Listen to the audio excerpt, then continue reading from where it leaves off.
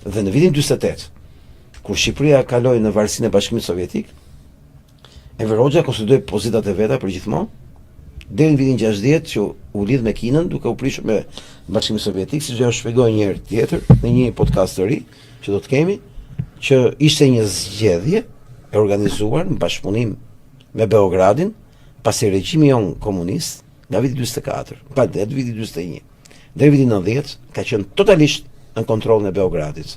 Dhe jo të Beogradit Jugosllavisë, po të Beogradit Serbisë.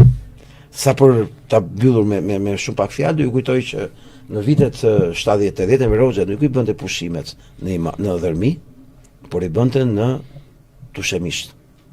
Arsyeja pse Enver Hoxha i bënte në një vend në kufi me Jugosllavinë, që mund ta zisonin nga çasti në çast, as e kishte këtë paranoj fare, ishte kaq i qetë për këtë gjë.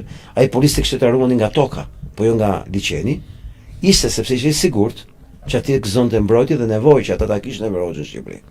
Nuk i bënte në Vlorë, në vinet e Dhërmi apo në ujin e ftohtë Vlorë.